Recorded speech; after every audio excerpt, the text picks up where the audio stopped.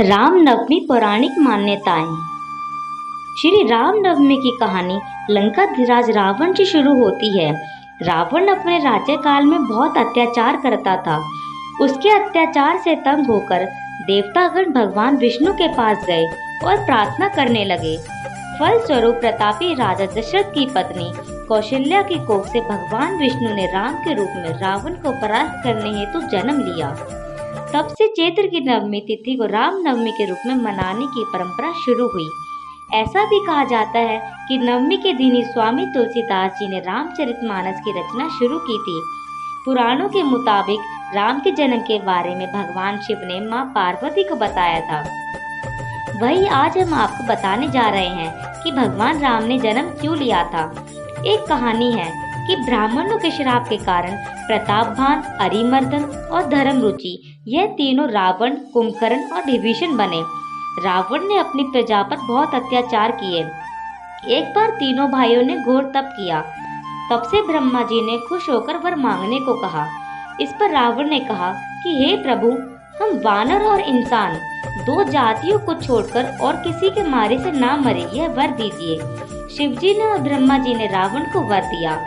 इसके बाद शिवजी ने और ब्रह्मा जी ने विशालकाय कुंभकर्ण को देखकर सोचा कि यह अगर रोज भोजन करेगा तो पृथ्वी का नाश हो जाएगा। तब मां सरस्वती ने उसकी बुद्धि फेर दी और कुंभकर्ण ने 6 माह की नींद मांग ली। विभीषण ने प्रभु के चरणों में अनन्य और निष्काम प्रेम की अभिलाषा जताई। वर देकर ब्रह्मा जी चले गए। तुलसीदास जी ने लिखा है कि जब पृथ्वी पर रावण का अत्याचार बढ़ा और धर्म की हानि होने लगी, तब भगवान शिव कहते हैं, राम जन्म के हेतु अनेका, परम विचित्र एक ते एका। जब जब होई धर्म की हानि, बाढ़े असुर अधम अभिमानी।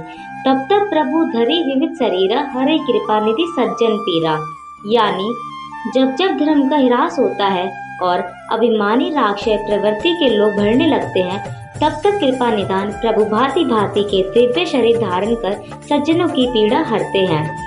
वे असुरों को मारकर देवताओं को स्थापित करते हैं, अपने वेदों की मर्यादा की रक्षा करते हैं। यही श्री राम जी के अवतार का सबसे बड़ा कारण है। जब राम को एक तरफ राज तिलक करने की तैयारी हो रही थी, तभी उसकी सौतेली माँ कैकेयी अपने पुत्र भरत को अयोध्या का राजा बनाने का षड्यंत्र रच रही थी। यह षड्यंत्र बूढ़ी मंथरा के द्वारा किया गया था। रानी कैकेयी ने एक बार राजा दशरथ की जीवन की रक्षा की थी। तब राजा दशरथ ने उन्हें कुछ भी मांगने के लिए पूछा था, पर कैकेयी ने कहा, समय आने पर मैं मांग लूंगी। उसी वचन के बल पर कैकेयी ने राजा दशरथ से पुत्र भरत के लिए अयोध्या का सिंहासन और राम के लिए 14 वर्ष का वनवास मांगा।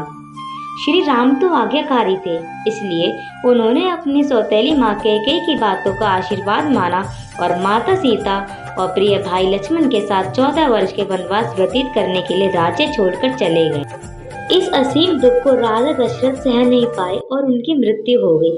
कैकेयी के पुत्र भरत को जब यह बात पता चली, तो उन्होंने भी राजगद्दी लेने से इनकार कर दिया।